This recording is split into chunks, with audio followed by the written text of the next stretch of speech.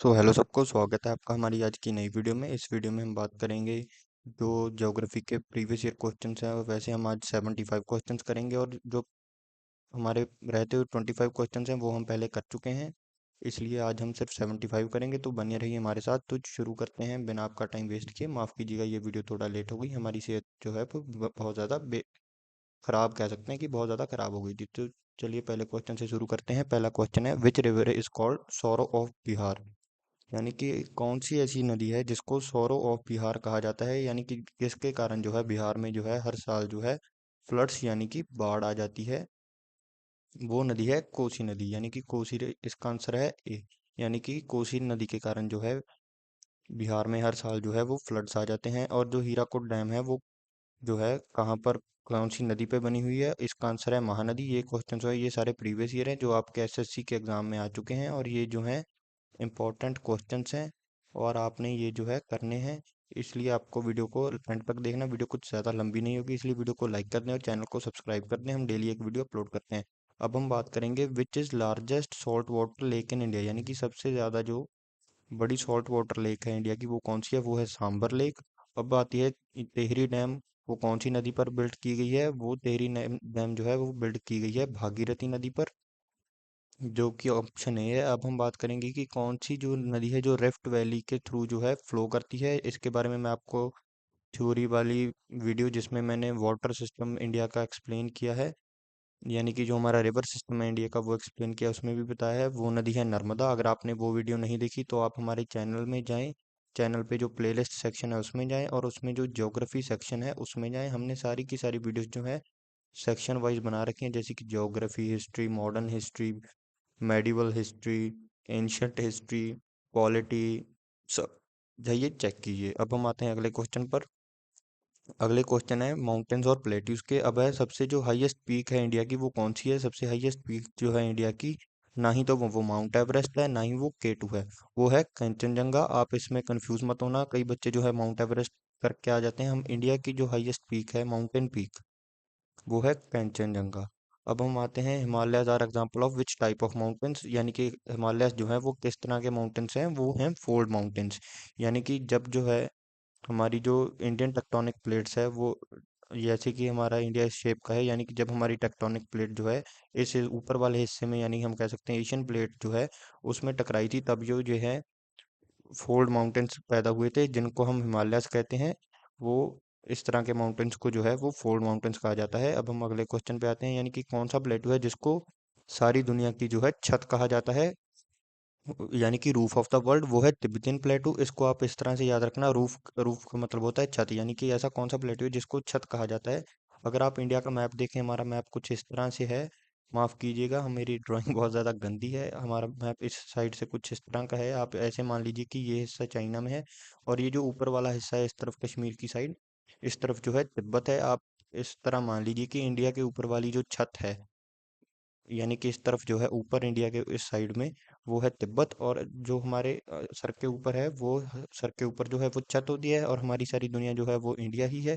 आप इस तरह इसको याद रखिएगा कि जो तिब्बतन प्लेटू है उसको रूफ ऑफ द वर्ल्ड कहा जाता है, यानी कि वो इंडिया की छत पर है। अब अगला क्वेश्चन है, जो नीलगिरी हिल्स है वो किस माउंटेन रेंज का पार्ट है? वो पार्ट है वेस्टर्न घाट्स, यानी कि ए ऑप्शन का जो है नीलगिरी हिल्स पार्ट है। अब हम बात करेंगे oldest mountain range in India, वो है अरावली, जो यानी कि जो अरावली रेंज है वो जो है ओल्डेस्ट माउंटेन रेंज है इंडिया की। अब हमारा जो अगला है वह पार्ट, उसमें डेजर्ट और सॉइल टाइप के क्वेश्चंस हैं। उसमें जो पहला क्वेश्चन है वो है थार डेजर्ट जो है वो कौन से इंडियन स्टेट में लोकेटेड है? वो है राजस्थान। यानी कि बहुत ही ज़्यादा इजी हम कह सकते हैं आंसर है, यानी कि गुजरात और राजस्थान ही ऐसी स्टेट्स हैं जिसमें जो है डेजर्ट एरिया है।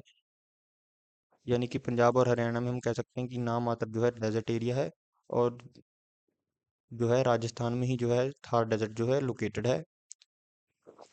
अब आता है हमारा अगला क्वेश्चन, वो है black soil is suited for which growing of growing which which crop, यानी कि जो काली मिट्टी है वो किस क्रॉप को ग्रो करने के लिए बेस्ट है? वो है कॉटन। अब हम आगे आए तो वो है laterite soil is rich in which minerals, यानी कि लेटराइट सॉइल में कौन सा मिनरल बहुत ज्यादा होता है? वो है आयरन। अगर हम आगे की बात करें तो वो है Deccan प्लेटू is mostly covered by which type of soil? तो इसका आंसर है ब्लैक सॉइल, यानी कि दक्कन प्लेट्यू जो है वो ज़्यादातर जो है काली मिट्टी ने कवर करी है, और काली मिट्टी में जो है सबसे ज़्यादा जो है कौन सी फसल होती है, वो होती है कॉटन। इस तरह आप इसको याद रखिए। अगर हम बात करें which desert is coldest desert in the world, वो डेजर्ट का नाम है गोबी डेजर्ट, यानी कि जो गोबी डेजर्ट डेजर्ट है वो बहुत ही ज़्यादा कोल्डेस्ट डेजर्ट है। आप इसको इस तरह से भी याद रखने ना, यानी कि कोल्ड, यानी कि कोल्ड यानी कि सर्दी, यानी कि कोल्ड कब होता है, सर्दियों में। और हमारी जो इंडिया है, इंडिया में जो गोभी की सब्जी है वो कब बनती है, जब होती है सर्दी। इस तरह से आप इसको याद रखिए कि गोभी की सब्जी जो है वो बनती है विंटर में, इसलिए जो है गोभी डेजर्ट ही जो है वो कोल्डेस्ट डेजर्ट है इंडिया की। अब हम अगर आगे आए तो अगले क्वेश्चन है हमारे एग्रीकल्चर और नेचुरल वेजिटेशन के लिए। अगर हम आगे के क्वेश्चन की बात करें तो वो है which is largest producer of wheat in India. कुछ बच्चे यहाँ पर इसको पंजाब या हरियाणा समझ लेते हैं, पर जो लार्जेस्ट व्हीट प्रोड्यूसर यानी कि सबसे ज्यादा वीट जो है वो इंडिया में उत्तर प्रदेश ही प्रोड्यूस करता है। अगर हम आगे बात करें तो jute is mainly grown in which Indian state, यानी कि जो जूट है उसको वेस्ट बंगाल में सबसे ज्यादा उगाया जाता है। अगर हम आगे बात करें कि जो लार्जेस्ट प्रोड्यूसर, यानी कि इंडिया में सबसे ज्यादा जो है कौन सी स्पाइस जो है प्रोड्यूस की जाती है, वो है टर्मरिक यानी कि हल्दी।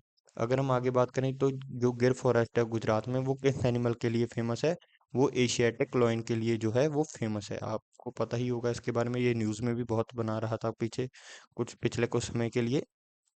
अगर हम आगे बात करें तो silent valley national park is located in which state, तो वो है केरला में। साइलेंट वैली नेशनल पार्क जो है वो केरला में लोकेटेड है। अगर हम आगे बात करें नेक्स्ट पार्ट जो है हमारा, वो है इंडस्ट्री एंड मिनरल रिसोर्सेज। इसमें जो है कौन सा मिनरल जो है वो कुदेरमुख हिल्स में जो है वो पाया जाता है, वो है आयरन ओर।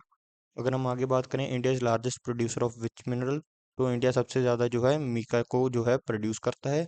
अगर हम बात अगला क्वेश्चन जो है Jharia and Jharkhand is famous for which mineral, यानी कि झारखंड जो है वो कोल के लिए फेमस है। जैसे कि आपने एक बहुत ही ज़्यादा हम कह सकते हैं मूवी है, लगभग सभी ने देखी होगी, गैंग्स ऑफ वासेपुर, उसमें जो है झारखंड का जो बंटवारा है उसके बारे में भी बताया गया है कि झारखंड कैसे एक अलग स्टेट बना था।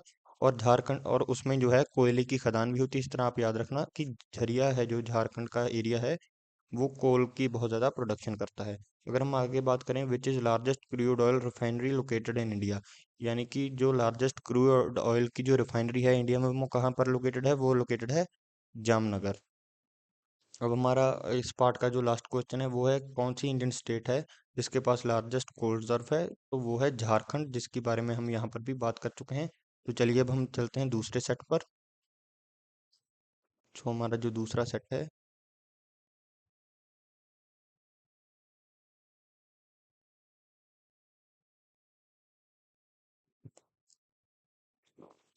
सो इसमें बात की गई है कि which of the following cause Indian monsoon, यानी कि इसके बारे में हम एक पिछली वीडियो में भी बात कर चुके हैं, यानी कि differential heating of land and sea, यानी कि जमीन और जो हमारा पानी है उसका अलग अलग तरह से जो गर्म होना, वही है जो इंडियन मानसून को जो है इनवाइट करता है और यहाँ से भगा देता है।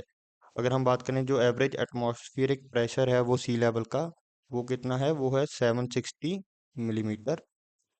अगर हम बात करें cyclones in northern hemisphere rotate in which direction, तो इसका आंसर जो है वो है एंटी क्लॉकवाइज, यानी कि इस तरह से। क्लॉकवाइज होता है इस तरह और एंटी क्लॉकवाइज होता है इस तरह, यानी कि जो साइक्लोन्स है नॉर्दर्न हेमिस्फीयर में वो इस तरह से घूमते हैं।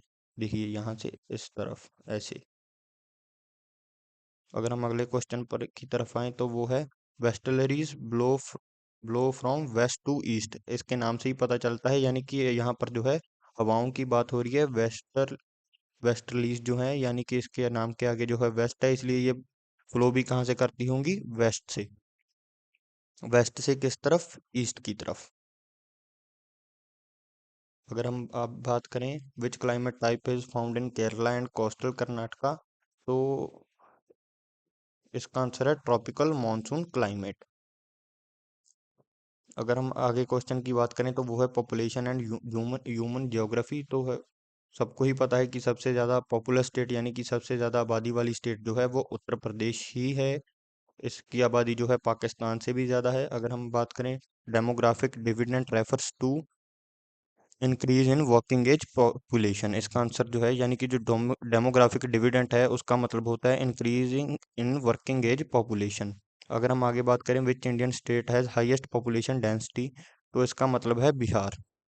ये- देखिए सबसे ज्यादा आबादी जो है यानी कि सबसे ज्यादा लोग कौन सी स्टेट में है, यूपी में। अगर पॉपुलेशन डेंसिटी यानी कि एक पर्टिकुलर एरिया, यानी कि इस एरिया में, यानी कि मान लीजिए अगर ये 1 किलोमीटर का एरिया है, कौन सी स्टेट होगी, यानी कि आप ऐसे मान लीजिए कि सभी स्टेट्स जो हैं उनके पास 1 1 किलोमीटर का एरिया है। ऐसी कौन सी स्टेट है जिसके 1 किलोमीटर में जो है सबसे ज्यादा लोग रह रहे हैं, तो वो स्टेट है बिहार। अगर हम आगे की बात करें which Indian city has highest population, तो इसका आंसर है मुंबई।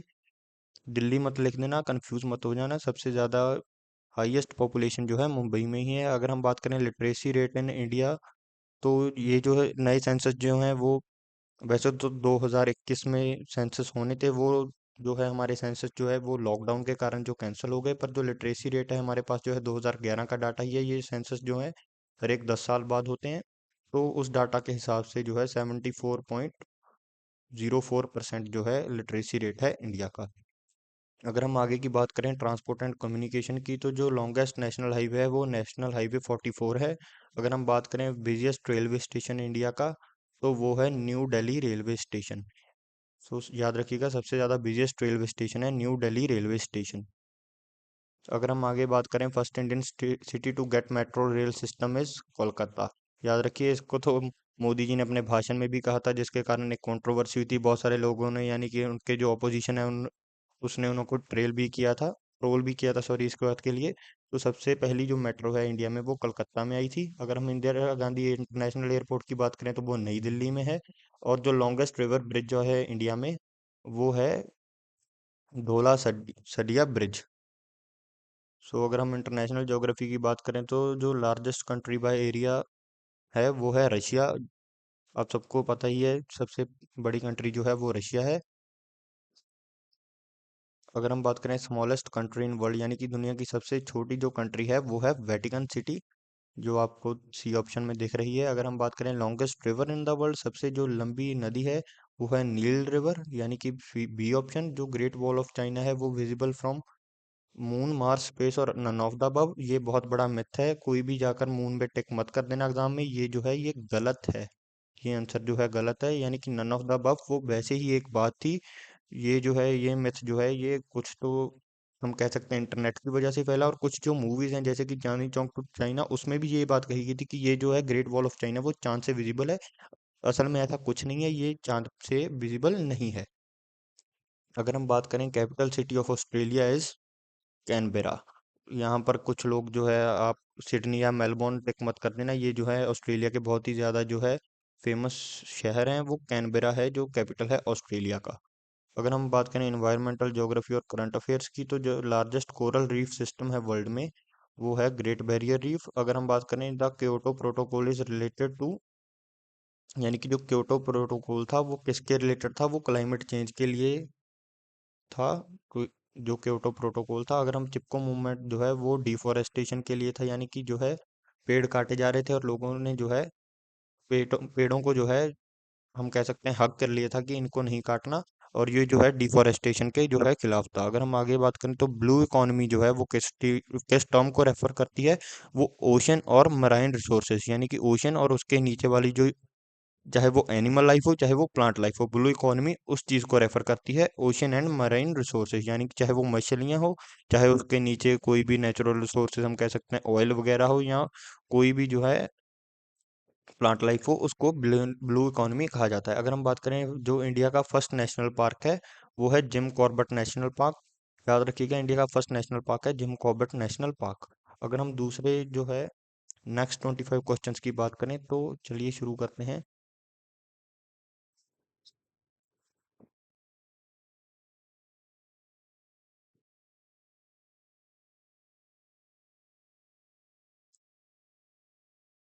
तो चलिए शुरू करते हैं। जो जो रिचर स्केल जो है वो किस चीज़ को मेजर करता है, याद रखिए जो अर्थक्वेक का मैग्नीट्यूड है, यानी कि इसका जो मैक्सिमम रीडिंग होती है वो 7 की होती है। यानी कि जो अर्थक्वेक की मेजरमेंट है, आपने सुना होगा कि 6 पॉइंट समथिंग का जो है अर्थक्वेक का मैग्नीट्यूड था, 1.2 का मैग्नीट्यूड का ये जो है अर्थक्वेक आया था, उसको मेजर किया जाता है रिचर स्केल से। अगर वॉल्केनिक एरप्शन जो है, किस तरह की जो है वॉल्केनिक एरप्शन जो है सबसे ज़्यादा जो है एक्सप्लोजिव होती है वो होती है प्लिनियन, जो है प्लिनियन जो है एक तरह की जो है वॉल्केनिक eruption होती है। इसमें जो है गैसेस भी निकलती हैं, और जो है वो लावा तो है, वो तो निकलना ही निकलना है। अगर हम बात करें the area where earthquake originated is called, यानी कि जहाँ से जो है अर्थक्वेक जो है ओरिजिनेट करता है उस एरिया को क्या कहा जाता है, उसको कहा जाता है हाइपोसेंटर। एपिसेंटर मत कर देना यहाँ, फॉल्ट लाइन। हाइपोसेंटर जो है इसका वो एग्जैक्ट आंसर है। और जो सुनामी है वो किस, जो उसका जो मेन कारण क्या होता है सुनामी का मेन कारण जो होता है वो टाइड्स नहीं होता। अगर आपको लगता है कि जो टाइड्स हैं उनके कारण जो है सुनामी जो है वहां पर आ जाती है, असल कारण जो है सुनामी का वो होता है अर्थक्वेक अंडर द ओशन। जब जो है सी, या अगर देखिए अगर यहाँ पर जो है ये सी है, और यहाँ पर समुद्र की सतह है, यहाँ पर जमीन है, और यहाँ पर भूचाल आएगा, तो यही जो है मेन कारण होगा सुनामी का, अर्थक्वेक। अगर हम आगे बात करें which Indian state is most affected by cyclones, तो इसका आंसर है ओडिशा। तमिलनाडु या महाराष्ट्र मत लिखना, इसका जो सही आंसर है वो है ओडिशा। अगर हम बात करें नेक्स्ट की, तो इसमें स्टेट्स और उनके कैपिटल्स की बात है। तो सबसे पहला आता है अरुणाचल प्रदेश का जो कैपिटल है वो है ईटानगर। और जो है largest Indian state by area is Rajasthan. और which state has highest forest cover, तो वो है मध्य प्रदेश। और कौन सी इंडियन स्टेट है जिसकी सबसे ज़्यादा लार्जेस्ट कोस्ट लाइन है, वो है गुजरात। इसलिए जो यहाँ पर जो है इम्पोर्ट एक्सपोर्ट भी बहुत करते हैं। एक बहुत ज़्यादा कंट्रोवर्शियल बिजनेसमैन है जिनका बहुत बड़े पोर्ट है यहाँ पर। गुजरात में जो लार्जेस्ट कोस्ट लाइन है इंडिया की, वो यहाँ पर ही है गुजरात में। अगर हम बात करें ऐसी कौन सी इंडियन स्टेट है जिसके पास जो है अपना ऑफिशियल फ्लैग था आर्टिकल 370 रिमूव होने से पहले, वो है जम्मू और कश्मीर। अगर हम बात करें इंडियन रिवर्स और वाटरफॉल्स की, जो इसमें जो है जोग फॉल जो है हाईएस्ट वाटरफॉल, वो कौन सी नदी पर है, वो है शरावती नदी पर। अगर हम बात करें कौन सी नदी है जिसको दक्षिण गंगा कहा जाता है, वो है गोदावरी। अगर ब्रह्मपुत्र रिवर जो है इसको तिब्बत में सांगपो कहा जाता है, ये ऑप्शन। और जो रिवर है, Indian river does not originate in India, यानी कि इसका आंसर है ब्रह्मपुत्र। ये इंडिया में ओरिजिनेट नहीं होती, ये तिब्बत में ओरिजिनेट होती है। अगर हम बात करें इनमें से कौन सी रिवर जो है वो पेनिनसुलर रिवर है, वो है महानदी। अगर हम वर्ल्ड ज्योग्राफी की बात करें, तो जो ग्रैंड कैनियन जो है वो कौन सी कंट्री में लोकेटेड है, वो यूएसए में लोकेटेड है। अगर लार्जेस्ट डेजर्ट की बात करें, तो वो है सहारा डेजर्ट। अगर हम बात करें इंडस माउंटेन रेंज जो है कौन से कॉन्टिनेंट में जो है वो लोकेटेड है, वो साउथ अमेरिका में लोकेटेड है। World highest waterfall Angel Falls is located in Venezuela. जो सबसे ज़्यादा हाईएस्ट वाटरफॉल यानी कि सबसे ऊंचा वाटरफॉल जो है वो वेनेजुला में लोकेटेड है। अगर हम बात करें सो सब कौन सा कॉन्टिनेंट है जिसके पास जो है सबसे ज़्यादा मोस्ट एक्टिव वॉल्केनोज है, वो है अंटार्कटिका। अगर हम बात करें geography of space and satellites की, वैसे तो इसमें कुछ खास नहीं आता, चलिए फिर भी कर देते हैं। First state satellite launch by India was Aryabhata. और रेड प्लैनेट जो है वो मार्स को कहा जाता है। और जो लार्जेस्ट प्लैनेट हमारे सोलर सिस्टम का वो जुपिटर है। इंटरनेशनल स्पेस स्टेशन जो है वो कहाँ पर लोकेटेड है, वो लोअर अर्थ ऑर्बिट में है। और first person to orbit the earth was Neil Armstrong. किसने नहीं लिखना इसका असली, सॉरी, जो सही आंसर है वो है Yuri Gagarin. So that's for today, thank you.